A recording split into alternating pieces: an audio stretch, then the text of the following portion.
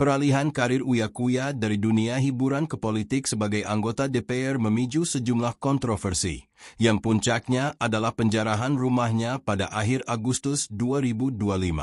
Kontroversi di dunia politik. Laporan ke Bawaslu. Pada Februari 2024, Uya Kuya dilaporkan ke Badan Pengawas Pemilihan Umum, Bawaslu, oleh organisasi masyarakat sipil Migrancare. Laporan ini terkait dugaan pelanggaran aturan kampanye karena ia mendatangi tempat pemungutan suara di WTC Malaysia saat hari pencoblosan pemilu 2024. Aksi joget saat sidang. Pada Agustus 2025, Uya Kuya dan beberapa anggota DPR lainnya, termasuk Eko Patrio, menjadi sorotan publik karena berjoget dalam sidang tahunan MPR RI. Aksi ini dinilai tidak etis karena bertepatan dengan isu kenaikan tunjangan perumahan anggota dewan yang memicu kemarahan masyarakat. Akibatnya, ia dinonaktifkan sementara dari keanggotaannya di DPR oleh partainya, PAN. Kritik masyarakat. Masyarakat mengkritik tajam para artis yang beralih menjadi politikus, termasuk Uya Kuya. Mereka dianggap lebih mementingkan gaya hidup mewah daripada mengurusi kesejahteraan rakyat. Penjarahan rumah. Penyebab, peristiwa penjarahan yang terjadi pada 30 Agustus 2025 ini diduga merupakan puncak kekecewaan publik terhadap para artis dan politikus, termasuk Uya Kuya. Penjarahan terjadi di tengah gelombang demonstrasi yang meluas di Jakarta. Kerugian dan trauma. Masa perusuh menjebol pagar dan menjarah barang-barang di rumah Uya Kuya di Pondok Bambu, Jakarta Timur. Ia dan keluarganya trauma berat akibat kejadian tersebut. Penangkapan pelaku. Polisi berhasil menangkap sejumlah terduga pelaku penjarahan, termasuk seorang provokator di media sosial. Reaksi Uya Kuya. Klarifikasi, Uya Kuya membantah tuduhan bahwa ia dan keluarganya kabur ke luar negeri. Ia mengaku hanya mengungsi ke tempat yang lebih aman. Restorative Justice.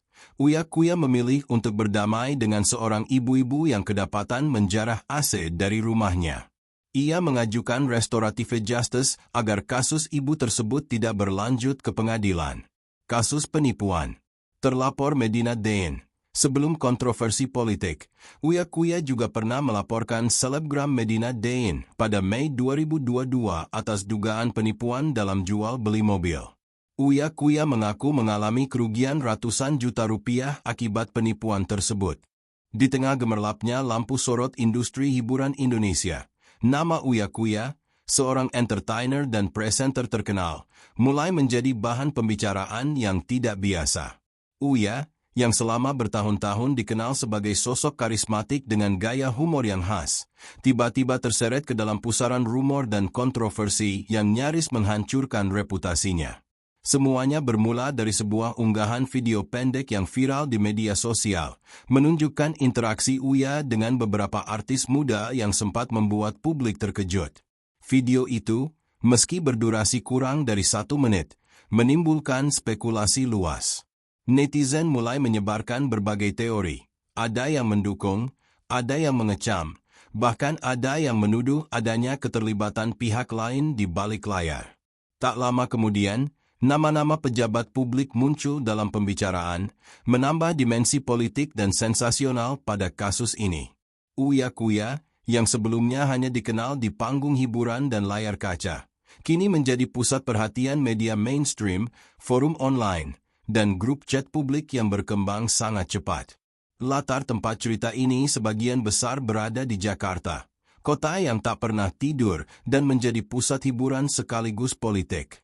Studio rekaman tempat Uya bekerja, apartemen mewah para artis, hingga kafe dan restoran elit di Sudirman dan Tamrin menjadi saksi bisu terjadinya interaksi yang kemudian dipotong-potong menjadi klip viral.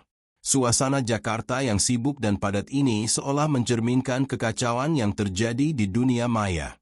Cepat, tidak terkendali, dan kadang menyesatkan. Dalam narasi ini, beberapa tokoh tambahan muncul. Rina, seorang manajer artis yang licik tapi cerdas, mulai memainkan peran penting dengan memberikan komentar publik yang ambigu.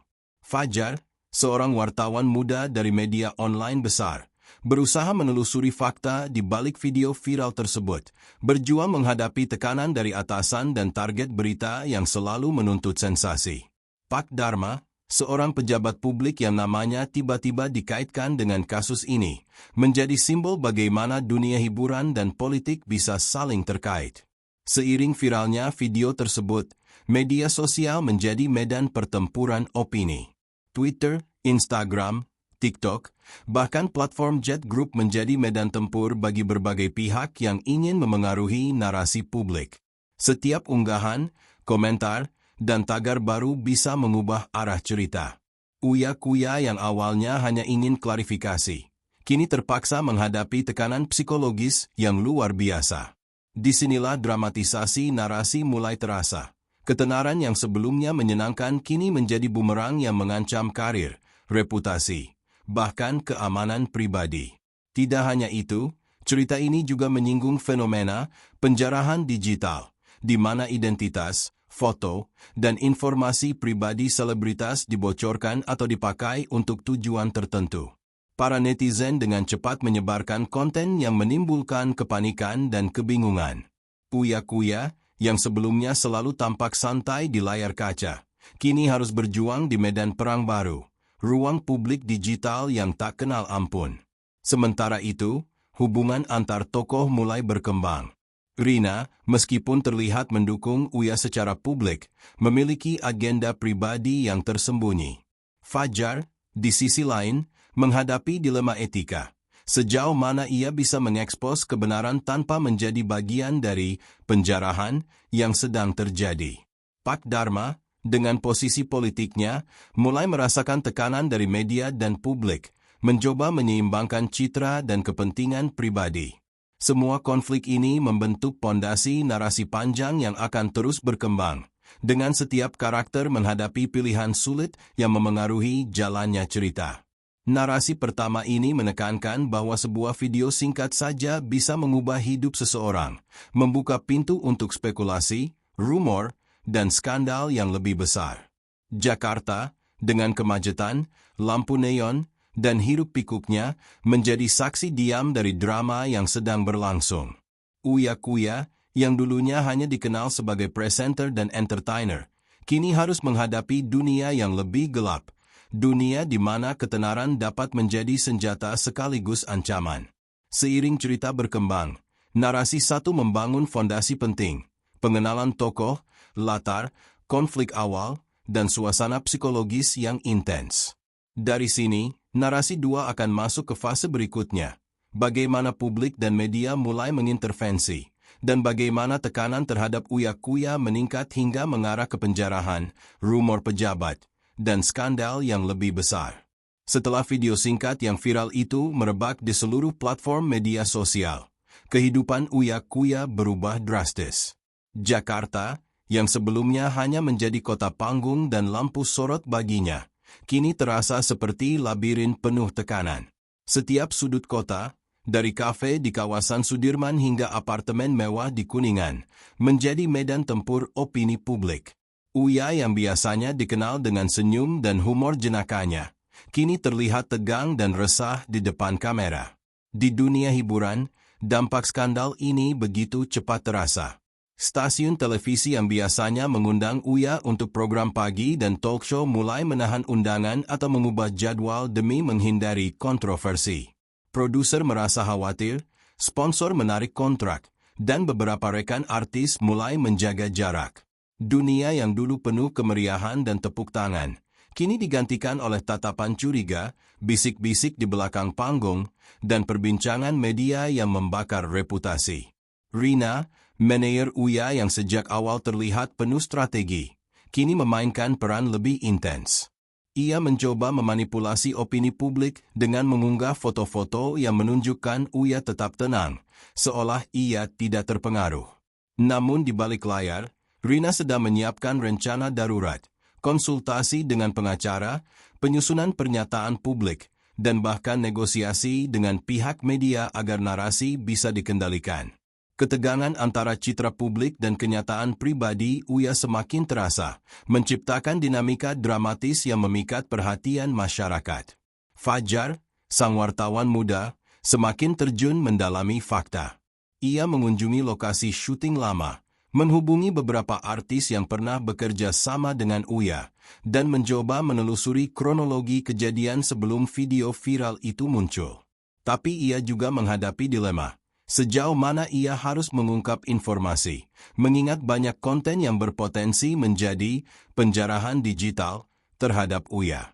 Setiap artikel atau postingan yang ia buat bisa menambah panas kasus ini, atau malah menimbulkan spekulasi baru.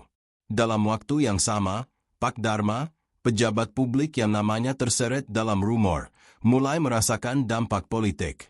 Media menyoroti keterlibatannya, netizen membuat meme dan teori konspirasi, dan lawan politiknya menggunakan situasi ini untuk menyerang citra. Ia mencoba menjaga jarak, mengeluarkan pernyataan resmi, namun sulit membendung arus opini publik yang sudah liar.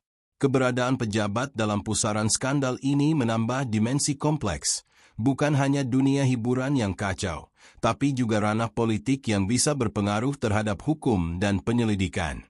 Situasi memuncak ketika salah satu konten viral yang menampilkan dugaan transaksi atau interaksi mencurigakan antara Uya dan pihak lain tersebar di TikTok. Klip pendek ini memicu komentar beragam. Ada yang menuduh keterlibatan uang, ada yang mempertanyakan moralitas para artis, bahkan ada yang memprovokasi tindakan keras dari publik. Fenomena ini disebut penjarahan digital karena setiap unggahan menimbulkan kepanikan, perdebatan, dan penyebaran informasi pribadi yang seharusnya rahasia. Psikologi publik di media sosial juga menarik untuk dicermati. Netizen terbagi menjadi beberapa kubu, pendukung setia Uya yang mencoba membela, penonton skeptis yang menunggu klarifikasi resmi, dan pihak yang ingin mengunggulkan sensasi untuk keuntungan sendiri. Jakarta menjadi panggung kedua bagi drama ini, di mana komentar dan opini di dunia maya terasa nyata, menimbulkan efek domino yang bisa menghancurkan karir dan reputasi seseorang. Konflik pribadi Uya semakin terlihat. Ia mulai merasakan tekanan emosional, insomnia, kecemasan, dan ketakutan untuk tampil di depan publik. Teman-teman dekatnya berusaha menenangkan, tapi setiap langkahnya diawasi kamera dan ponsel publik. Disinilah dinamika narasi menonjol. Ketenaran, yang dahulu menjadi simbol kesuksesan, kini berubah menjadi bumerang yang menghantui kehidupan sehari-hari. Rina mencoba memanfaatkan momentum ini untuk mengubah narasi. Ia mengundang media untuk wawancara terbatas, menyusun siaran pers yang menekankan klarifikasi, dan menjaga hubungan dengan influencer agar dukungan positif muncul. Namun, tak mudah menghadapi arus opini yang begitu cepat. Setiap komentar negatif bisa viral dalam hitungan menit, dan setiap rumor baru bisa menambah tekanan bagi Uya dan timnya. Di sisi lain, Fajar menemukan fakta menarik. Ada pihak ketiga yang mencoba memanfaatkan skandal ini untuk keuntungan politik dan finansial. Transaksi digital mencurigakan, komunikasi rahasia antar pihak, hingga dugaan manipulasi konten video mulai terkuak. Ini menambah ketegangan narasi, menghubungkan dunia hiburan, pejabat publik, dan bisnis bayangan yang ingin memanfaatkan kontroversi untuk keuntungan pribadi. Narasi 2 menekankan transformasi Uya Kuya dari sosok yang populer di panggung hiburan menjadi target kontroversi publik.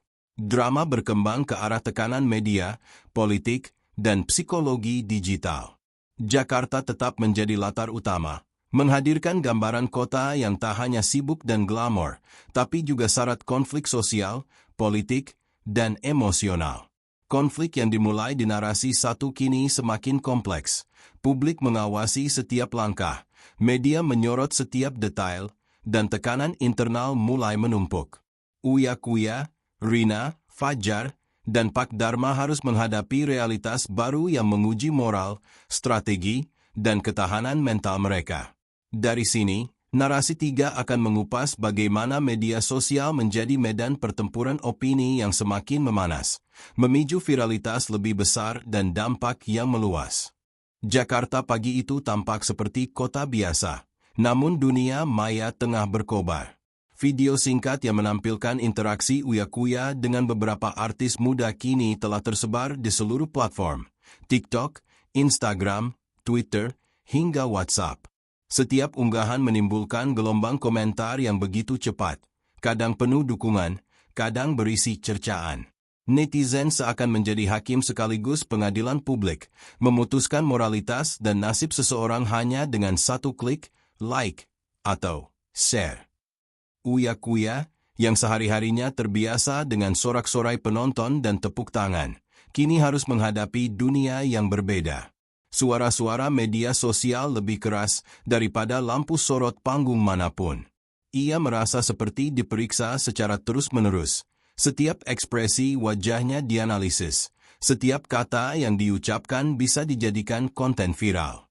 Rasa cemas dan ketakutan mulai muncul. Apakah ia bisa menjelaskan situasinya sebelum reputasinya hancur? Rina, manajer sekaligus strategi utama Uya, memantau perkembangan online dengan ketat. Ia membuat tim khusus untuk menanggapi komentar negatif, menyebarkan klarifikasi, dan mengatur unggahan positif yang menampilkan sisi humanis Uya. Namun, ini ibarat menambal kebocoran di bendungan yang retak. Setiap kali satu rumor ditepis, muncul rumor baru yang lebih kuat. Fenomena ini menunjukkan bagaimana media sosial dapat mempercepat penyebaran informasi, baik benar maupun salah, hingga hampir mustahil dikendalikan sepenuhnya. Fajar, sang wartawan muda, terus menelusuri fakta di balik video viral itu. Ia menyadari bahwa media sosial tidak hanya menjadi alat pengawas, tapi juga senjata yang bisa dimanipulasi. Beberapa akun anonim mulai mengunggah informasi yang tampak kredibel, padahal sebenarnya sudah dimodifikasi atau dikutip dari sumber yang salah. Fajar harus cermat. Ia ingin mengungkap kebenaran tanpa menjadi bagian dari penyebaran berita palsu.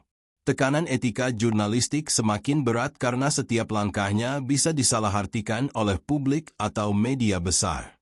Sementara itu, Jakarta menjadi latar yang tak henti-hentinya menambah dramatisasi kasus.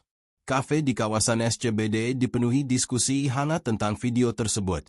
Pengendara ojek online memutar perbincangan tentang rumor baru, dan layar-layar digital di mal-mal besar menayangkan liputan breaking news.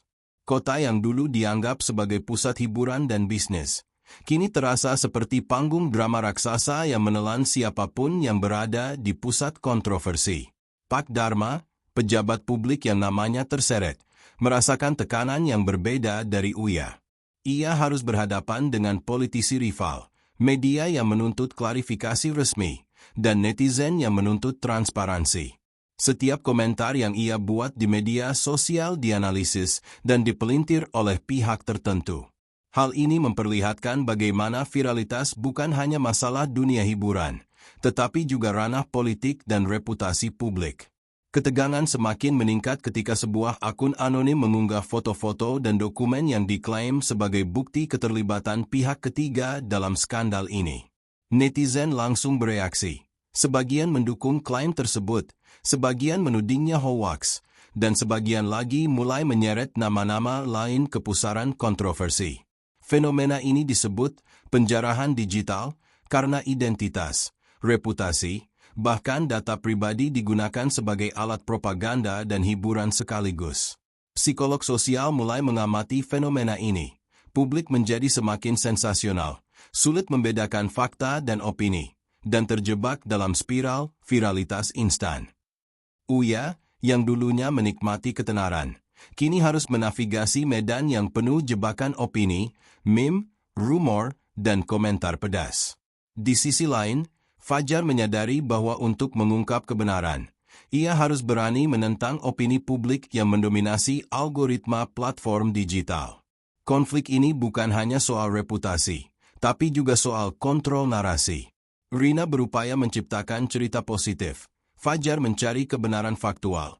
Uya berjuang mempertahankan mental dan citra. Sedangkan Pak Dharma berusaha menyeimbangkan tekanan politik dan publik. Semua pihak bergerak di medan perang digital yang tak terlihat tapi begitu nyata dampaknya. Di tengah semua ini, Jakarta menjadi simbol kota yang penuh dinamika. Glamor di siang hari, padat dan hiruk-pikuk di malam hari, dan di media sosial tak pernah tenang. Narasi 3 menekankan bahwa viralitas bisa memperluas konflik, menciptakan tekanan psikologis, dan menimbulkan konsekuensi nyata bagi kehidupan pribadi maupun profesional. Narasi berikutnya, narasi 4, akan masuk ke fase yang lebih dramatis, bagaimana nama pejabat publik semakin terlibat, dan bagaimana skandal ini mulai menyentuh ranah politik serta memperluas jangkauan konflik ke masyarakat luas. Setelah gelombang media sosial dan viralitas yang mengguncang dunia hiburan, perhatian kini mulai beralih ke ranah politik. Nama Pak Dharma, pejabat publik yang sebelumnya hanya terseret rumor ringan, kini menjadi fokus utama. Jakarta, yang selama ini menjadi panggung hiburan, kini berubah menjadi arena politik yang panas, di mana media dan netizen menuntut transparansi, pertanggungjawaban, dan klarifikasi resmi. Pak Dharma duduk di kantornya di lantai 25 gedung pemerintahan, menatap layar komputer yang menampilkan berbagai unggahan viral. Email masuk dari stafnya bertubi-tubi, undangan wawancara, permintaan klarifikasi dari media besar, dan notifikasi dari netizen yang menteg akun resmi pemerintahnya. Tekanan ini bukan hanya soal reputasi pribadi, tetapi juga stabilitas politik dan citra partai yang ia wakili. Dalam beberapa minggu, skandal yang awalnya berbasis hiburan mulai menimbulkan efek domino di ranah pemerintahan. Sementara itu, uya-kuya semakin terpojok. Video awal yang viral kini diperkuat dengan spekulasi keterlibatan pejabat dan pihak-pihak ketiga. Rina berusaha keras untuk melindungi kliennya, namun langkahnya semakin sulit karena setiap klarifikasi selalu diimbangi rumor baru. Di kafe dan restoran elit Jakarta Selatan, para pengamat politik dan influencer membahas dugaan keterlibatan pejabat dalam urusan hiburan, menciptakan narasi yang kian sulit dikendalikan. Fajar, sang wartawan muda, kini memegang peran kunci dalam investigasi ini.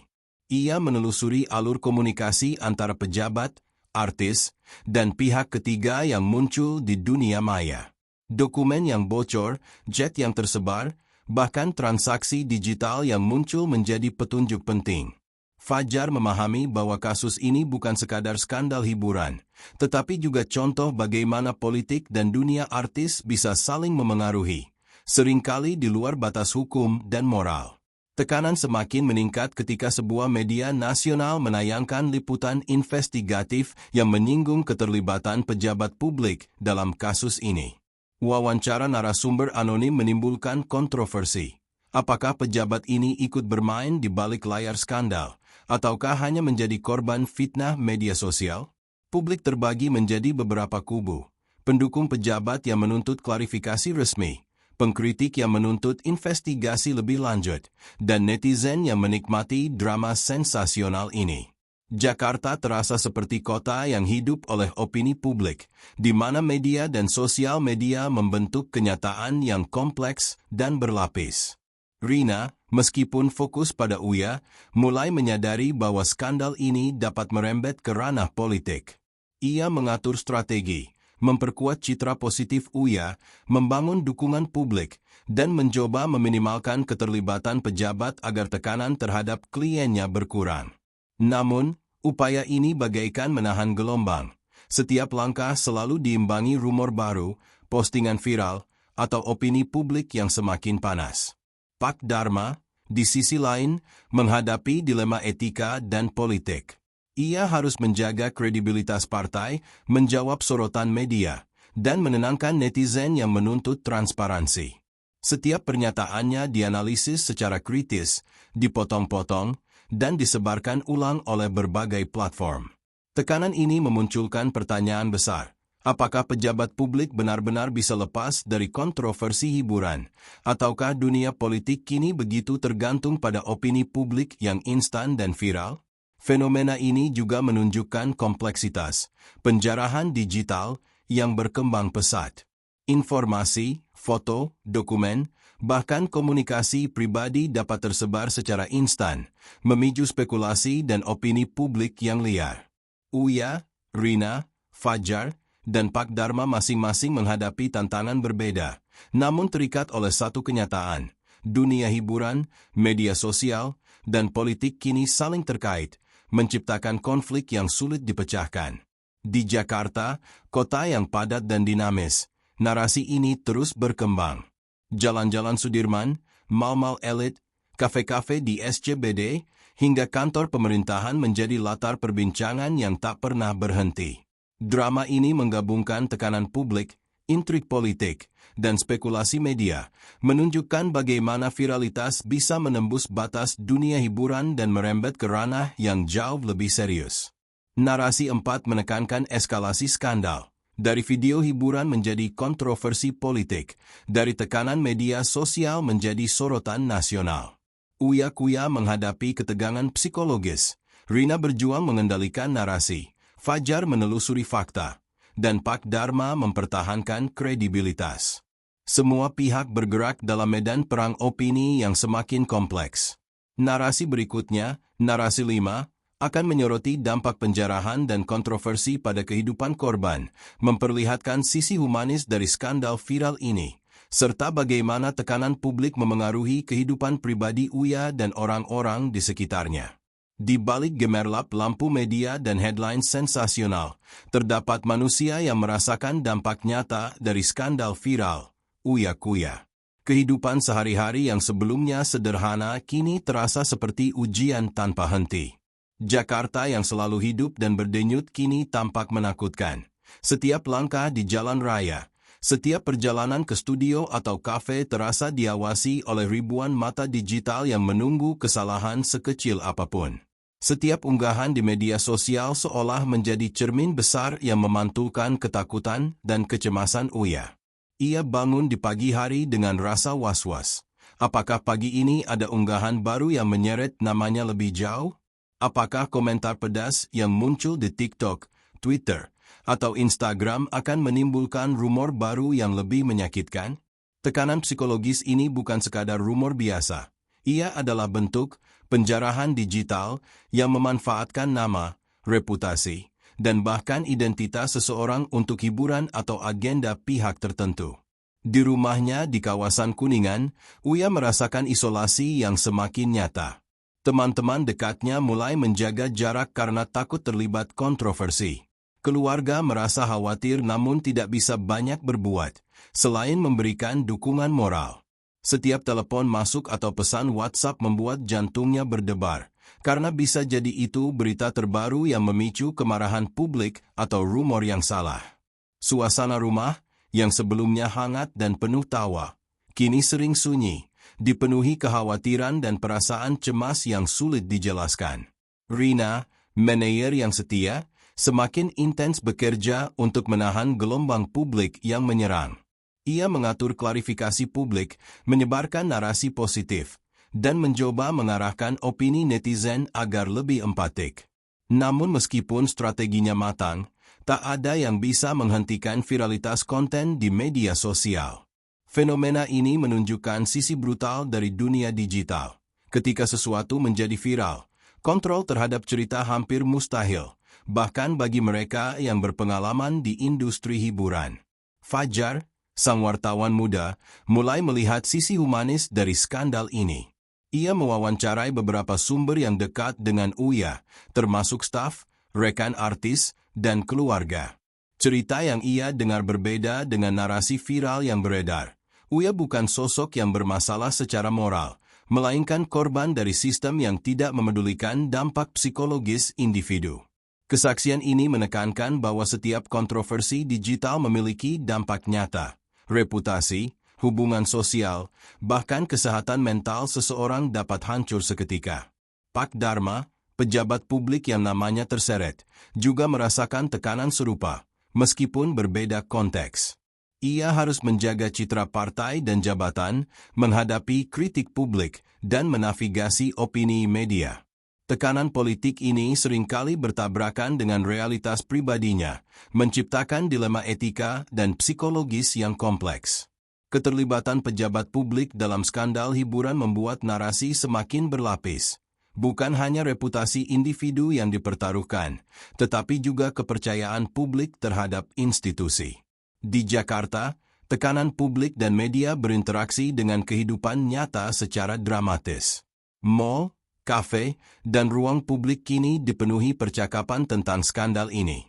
Netizen tidak hanya menonton dari jauh, opini mereka ikut membentuk dunia nyata.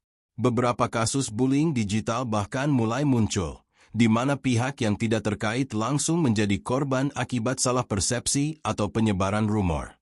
Fenomena ini menekankan bahwa viralitas dapat merambat luas dan menimbulkan efek domino pada kehidupan nyata banyak orang. Narasi ini menyoroti bagaimana skandal viral bukan hanya soal hiburan atau politik, tetapi juga soal manusia, individu yang harus menghadapi dampak emosional, sosial, dan profesional. Uya Kuya, yang dulunya dikenal karena tawa dan humor, kini harus berjuang menjaga kesehatan mental, hubungan keluarga, dan karir yang berada di ambang kehancuran. Rina bekerja keras menstabilkan citra publik. Fajar mencoba menelusuri kebenaran dan sisi humanis, dan Pak Dharma menjaga keseimbangan antara politik dan integritas pribadi. Di sisi psikologis, skandal ini memperlihatkan fenomena trauma digital, tekanan yang muncul akibat sorotan publik yang intens dan viralitas yang tak terkendali.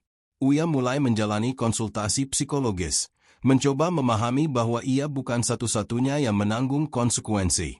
Namun sebagai figur publik, tanggung jawabnya terasa lebih besar. Setiap interaksi dengan publik kini menjadi dilema. Bagaimana tetap bersikap natural tanpa menambah kontroversi? Narasi 5 menekankan sisi humanis dari skandal viral, dampak nyata terhadap korban, tekanan sosial dan psikologis, serta tantangan menghadapi opini publik yang liar. Jakarta tetap menjadi latar kota yang padat, glamor, namun juga penuh ketegangan, di mana setiap individu yang terseret kontroversi harus berjuang mempertahankan identitas dan kehidupan pribadi. Narasi berikutnya, narasi 6, akan masuk ke fase penyelidikan, rumor, dan drama di balik layar, memperlihatkan bagaimana skandal ini mulai ditangani oleh pihak berwenang dan bagaimana strategi manipulatif mulai muncul. Setelah beberapa minggu kontroversi viral menghantam dunia hiburan dan politik, suasana Jakarta semakin memanas. Media sosial belum mereda. Netizen terus memantau setiap gerak-gerik Uya Kuya, pejabat publik, dan pihak-pihak yang terkait. Di tengah tekanan ini, langkah-langkah penyelidikan resmi mulai muncul. Kepolisian dan beberapa lembaga hukum membuka jalur investigasi untuk menelisik dugaan pelanggaran, baik yang berkaitan dengan dunia hiburan maupun dugaan keterlibatan pejabat. Uya Kuya, yang sebelumnya sudah terbebani oleh tekanan publik, kini harus menghadapi kenyataan baru, penyelidikan hukum. Ia dipanggil untuk memberikan klarifikasi resmi. Suasana kantor polisi di Jakarta Pusat terasa tegang, penuh dengan wartawan yang ingin mendapatkan skup pertama. Setiap pertanyaan yang diajukan, baik secara lisan maupun tertulis, bisa dijadikan headline keesokan harinya. Tekanan ini semakin menambah beban psikologis Uya, yang sudah hampir kehilangan keseimbangan emosional akibat sorotan publik yang intens. Rina, sebagai manajer dan penasehat, berusaha keras menjaga agar Uya tidak membuat pernyataan yang bisa merugikan. Ia menyiapkan dokumen, pernyataan resmi, dan strategi komunikasi yang terstruktur. Namun di balik itu, Rina juga harus berhati-hati dengan rumor yang terus berkembang. Beberapa pihak anonim menyebarkan klaim adanya pengaturan bukti atau kolusi di balik layar, menambah kompleksitas investigasi. Jakarta, kota yang padat dengan lalu lintas dan hiruk-pikuk media, kini juga menjadi medan pertempuran hukum dan opini publik. Fajar, sang wartawan muda, memanfaatkan momentum penyelidikan ini untuk menggali fakta lebih dalam. Ia menghubungi narasumber internal di kepolisian dan lembaga hukum, berusaha memastikan bahwa laporan yang ia tulis akurat dan tidak ikut menyebarkan rumor. Namun, Fajar juga menyadari risiko. Setiap informasi yang bocor bisa memperburuk situasi, memicu persepsi publik yang salah, atau bahkan menjadi alat politisasi oleh pihak tertentu. Tugasnya menjadi semakin kompleks, karena keseimbangan antara fakta dan opini menjadi semakin tipis. Di sisi pejabat publik, Pak Dharma merasakan tekanan yang lebih intens daripada sebelumnya. Setiap rumor yang beredar di media sosial kini menjadi bahan analisis politik. Lawan-lawan politik mulai memanfaatkan situasi untuk menyerang kredibilitasnya. Sementara tim komunikasi pemerintah berusaha mengatur strategi agar kontroversi tidak menimbulkan dampak yang lebih besar. Jakarta seakan menjadi medan pertempuran politik yang tak terlihat, di mana opini publik, rumor, dan fakta resmi beradu tanpa henti. Fenomena penjarahan digital juga semakin nyata dalam konteks penyelidikan ini. Dokumen, screenshot percakapan, dan unggahan media sosial yang bersifat pribadi mulai digunakan sebagai alat untuk mempengaruhi opini publik. Uya, yang dulunya hanya menghadapi sorotan hiburan, kini berada di tengah pusaran hukum dan rumor yang mengancam karir serta reputasinya. Rina mencoba mengendalikan narasi, sementara Fajar berupaya menyoroti fakta tanpa memperburuk keadaan, dan Pak Dharma harus menjaga keseimbangan antara kepentingan politik dan integritas pribadi. Di balik semua ini, Jakarta tetap menjadi latar kota yang dinamis. Gedung-gedung tinggi, jalan raya yang macet, kafe elit, dan studio televisi menjadi saksi bisu dari drama yang berkembang. Tekanan publik dan media membuat setiap langkah yang diambil Uya dan timnya menjadi penting, karena konsekuensi dari setiap pernyataan atau tindakan dapat memengaruhi opini jutaan orang dalam hitungan jam. Konflik ini mencapai puncak ketika sebuah rumor kuat muncul, dugaan adanya pihak ketiga yang mencoba memanfaatkan skandal untuk keuntungan finansial dan politik. Netizen menyebarkan teori konspirasi. Beberapa media menulis liputan spekulatif, dan tekanan terhadap pihak terkait semakin meningkat. Uya, Rina, Fajar, dan Pak Dharma masing-masing menghadapi tantangan baru, menjaga fakta tetap jelas, menghadapi rumor liar, dan menavigasi medan hukum serta opini publik yang saling tumpang tindih. Narasi 6 menekankan bagaimana skandal viral berkembang menjadi investigasi hukum, menggabungkan tekanan psikologis, rumor, dan dinamika politik. Jakarta tetap menjadi latar utama, menunjukkan interaksi kompleks antara media, publik, hukum, dan dunia hiburan. Uya-Kuya menghadapi tantangan berat dalam menjaga reputasi dan kesehatannya. Rina berupaya mengendalikan narasi, Fajar menggali fakta, dan Pak Dharma menavigasi tekanan politik yang meningkat. Narasi berikutnya, narasi 7, akan menyoroti kebohongan, konspirasi, dan kesaksian para saksi, memperlihatkan intrik di balik layar dan bagaimana setiap tokoh harus membuat keputusan sulit yang menentukan arah cerita. Seiring penyelidikan resmi berjalan, Jakarta seakan berubah menjadi pusat drama nyata yang tak kalah panas dari skandal hiburan itu sendiri. Di balik layar, fakta dan kebohongan bercampur menjadi satu, membentuk jaringan konspirasi yang sulit diurai. Uya-Kuya yang sebelumnya hanya menjadi figur publik hiburan, kini berada di tengah pusaran intrik, di mana setiap perkataan, gerak-gerik, dan dokumen bisa diputarbalikkan untuk kepentingan pihak tertentu. Para saksi mulai muncul satu persatu. Beberapa artis yang terkait dengan video viral itu memberi kesaksian yang ambigu. Sebagian ingin melindungi diri, sebagian lagi terdorong tekanan media dan rumor yang beredar. Di studio televisi dan kafe elit Jakarta Selatan, pembicaraan rahasia antara saksi dan pengacara berlangsung. Setiap pertemuan bisa menjadi titik balik narasi, karena apa yang disampaikan bisa memperkuat rumor, membuka skandal baru, atau bahkan menjerat pihak-pihak lain ke dalam pusaran kontroversi. Rina, Meneer Uya, menyadari bahwa sebagian besar rumor yang berkembang tidak hanya berasal dari netizen biasa, tetapi dari pihak yang memiliki kepentingan.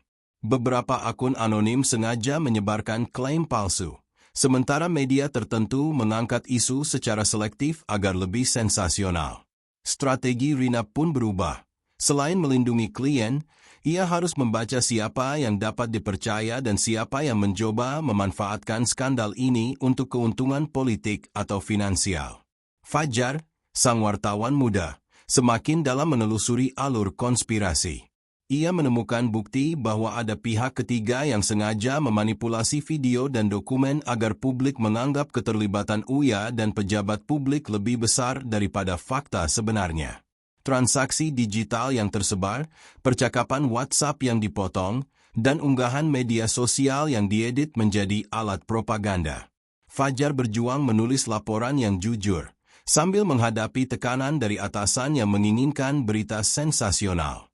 Pak Dharma pun mulai melihat wajah lain dari politik, kolusi dan manipulasi opini publik. Sebagian pihak yang mengkritiknya ternyata memanfaatkan skandal untuk kepentingan politik jangka panjang. Tekanan meningkat ketika bukti yang diklaim sahih muncul di media, meski kebenarannya masih dipertanyakan. Pak Dharma harus menyeimbangkan strategi komunikasi, menjaga kredibilitas politik, dan memastikan langkah hukum tidak disalahgunakan untuk kepentingan lawan. Di sisi psikologis, Uya mulai merasakan beban yang semakin berat. Kebohongan yang tersebar, rumor yang terus bergulir, dan tekanan dari saksi yang memberi kesaksian ambigu membuatnya merasa terpojok. Jakarta yang sebelumnya hanya menjadi kota panggung kini terasa seperti labirin perang opini, di mana setiap langkah bisa menjadi jebakan. Uya menghadapi dilema, apakah harus membongkar semua fakta demi membersihkan nama, atau tetap diam untuk mengurangi risiko tambahan? Fenomena penjarahan digital semakin kompleks. Akun-akun anonim menyebarkan screenshot percakapan pribadi, dokumen yang tampak rahasia, hingga spekulasi tentang keterlibatan pihak ketiga. Setiap unggahan memicu teori baru dan komentar berlapis dari publik, menambah tekanan terhadap semua pihak. Rina berjuang menahan arus ini, sambil merancang strategi agar fakta yang benar tetap terlihat dan rumor tidak menguasai narasi. Intrik ini juga membuka sisi gelap dunia hiburan dan politik Jakarta. Di balik glamor, terdapat jaringan kepentingan yang memanfaatkan viralitas, media, dan opini publik. Fajar mulai menyadari bahwa skandal ini bukan hanya soal Uya, tetapi tentang bagaimana masyarakat, media, dan elit politik bisa membentuk kenyataan melalui narasi yang terkontrol atau sengaja dimanipulasi. Konflik memuncak ketika beberapa saksi yang awalnya netral mulai memberikan kesaksian yang saling bertentangan. Beberapa artis mengaku tertekan dan diminta menyesuaikan cerita, sementara pihak ketiga yang memanipulasi bukti mencoba menekan pejabat publik untuk mengeluarkan pernyataan tertentu. Uya, Rina, Fajar, dan Pak Dharma masing-masing harus membuat keputusan penting, membela kebenaran, melindungi diri, atau menavigasi situasi politik yang semakin berbahaya. Narasi 7 menekankan eskalasi skandal melalui kebohongan, manipulasi, dan konspirasi yang melibatkan banyak pihak. Jakarta tetap menjadi latar utama, menghadirkan kota yang glamor namun penuh intrik, di mana opini publik, media, dan kekuatan politik saling bertabrakan. Uya-Kuya menghadapi tekanan psikologis dan sosial yang ekstrim. Rina harus menavigasi strategi perlindungan, Fajar berjuang menegakkan fakta, dan Pak Dharma menjaga keseimbangan politik dan hukum. Narasi berikutnya, narasi 8, akan membahas keputusan hukum, siapa yang bertanggung jawab, hukuman yang dijatuhkan, dan bagaimana skandal ini berakhir di ranah hukum dan opini publik. Setelah berbulan-bulan kontroversi yang tak kunjung mereda, Jakarta kini memasuki fase baru. Ranah hukum. Skandal viral yang awalnya hanya terkait video hiburan kini berkembang menjadi kasus serius yang melibatkan Uya-Kuya, pejabat publik, pihak ketiga, dan beberapa artis pendukung. Suasana kota yang padat dan glamor kini terasa tegang. Kantor pengacara, ruang sidang, dan media menjadi pusat perhatian publik yang haus akan kejelasan dan keadilan. Uya-Kuya dipanggil secara resmi untuk memberikan kesaksian. Dengan dukungan Rina, ia menyiapkan dokumen, rekaman asli, dan bukti komunikasi yang bisa menjelaskan kronologi sesungguhnya. Di ruang sidang, ketegangan terasa. Setiap kata yang diucapkan bisa menjadi bukti, dan setiap gerak-gerik bisa dipantau oleh wartawan yang menunggu di luar gedung pengadilan. Jakarta, yang sebelumnya menjadi panggung hiburan, kini menjadi saksi dari drama hukum yang kompleks. Rina, manajer sekaligus penasihat, memainkan peran vital. Ia memastikan Uya tetap fokus, memahami hak-haknya, dan tidak terjebak dalam provokasi media atau tekanan publik. Strategi komunikasi menjadi kunci, tidak hanya untuk mengurangi risiko hukum, tetapi juga untuk menjaga reputasi kliennya agar tetap dapat diterima masyarakat setelah kontroversi ini selesai. Fajar, sang wartawan, terus mengikuti perkembangan persidangan. Ia menyadari bahwa liputannya memiliki tanggung jawab besar, menulis fakta, menghindari opini spekulatif, dan menyampaikan kronologi dengan akurat.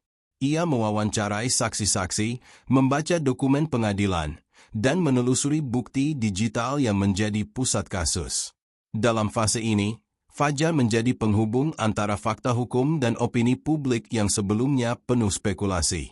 Pak Dharma, pejabat publik yang namanya sempat terseret rumor, kini harus menghadapi proses hukum dan tekanan politik.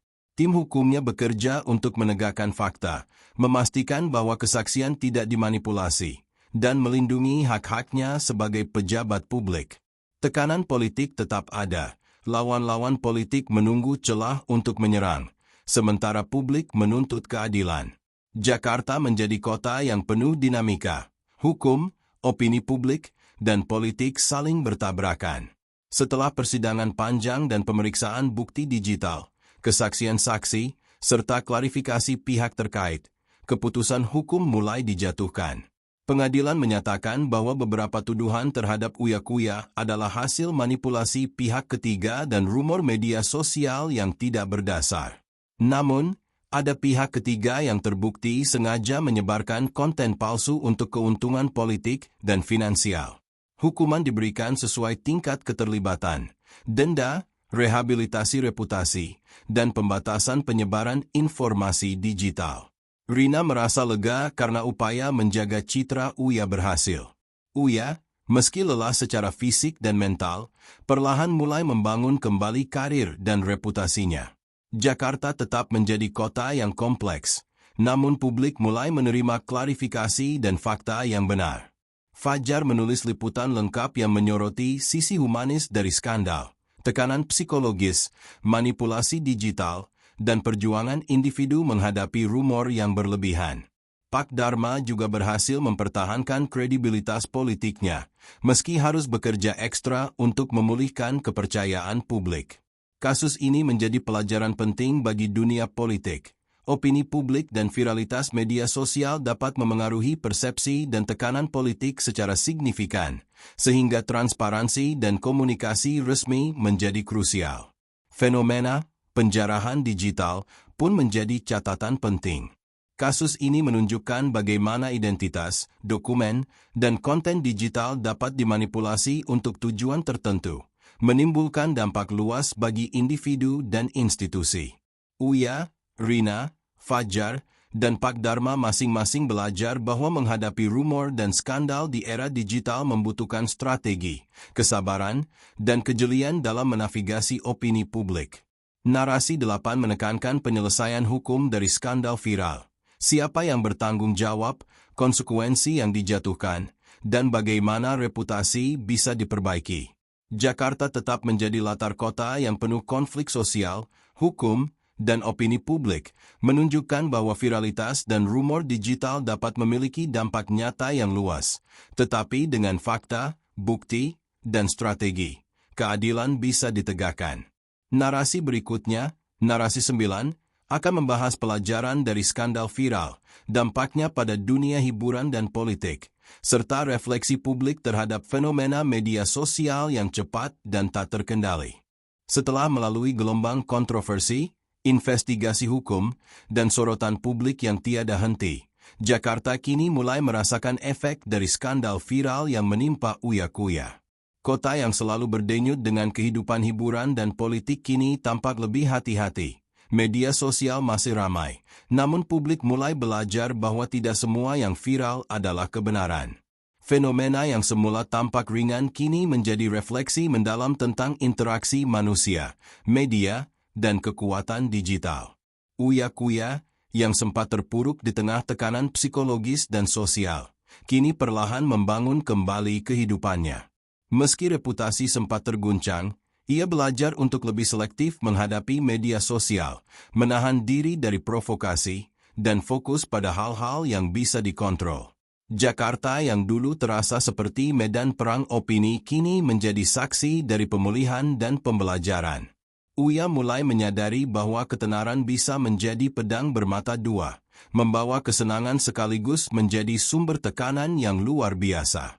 Rina, manajer sekaligus strategi di balik pemulihan ini, mencatat pelajaran penting, strategi komunikasi, transparansi, dan kecepatan respons menjadi kunci menghadapi viralitas di era digital.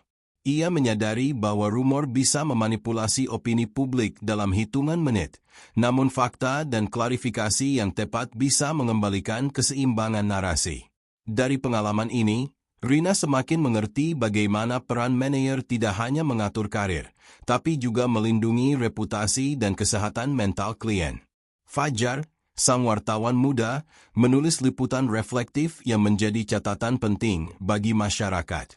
Ia menyoroti sisi humanis dari kasus ini, bagaimana tekanan psikologis dan sosial muncul dari rumor, bagaimana publik seringkali terlalu cepat menilai, dan bagaimana media memiliki tanggung jawab besar dalam menyebarkan informasi. Jakarta, sebagai kota yang menjadi pusat hiburan dan politik, kini terlihat sebagai laboratorium sosial, tempat di mana viralitas dapat membentuk opini, memicu tindakan nyata, dan mengajarkan pentingnya kritis dalam menerima informasi. Pak Dharma, pejabat publik yang namanya sempat terseret, juga belajar banyak. Ia memahami bahwa transparansi dan komunikasi terbuka menjadi kebutuhan mutlak bagi pejabat publik, terutama ketika opini publik begitu cepat terbentuk di media sosial. Kasus ini menjadi pengingat bahwa politik dan hiburan kini saling terkait, dan kesalahan dalam satu ranah bisa menimbulkan dampak yang luas di ranah lain. Fenomena penjarahan digital tetap menjadi catatan penting. Skandal Uyakuya menunjukkan bagaimana identitas, dokumen, dan informasi pribadi bisa digunakan sebagai alat manipulasi atau propaganda. Publik belajar bahwa viralitas tidak selalu identik dengan kebenaran, dan pentingnya menjaga keseimbangan antara hak publik untuk tahu dan hak individu untuk dilindungi. Jakarta, dengan lampu neon, gedung pencakar langit, jalan padat, dan studio televisi yang selalu sibuk, tetap menjadi latar yang dinamis. Kota ini menjadi saksi bagaimana opini publik, media, hukum, dan politik bisa saling bertabrakan. Dari skandal ini, masyarakat mulai menyadari bahwa media sosial bukan hanya alat hiburan, tetapi juga medan pertempuran opini yang memengaruhi kehidupan nyata banyak orang.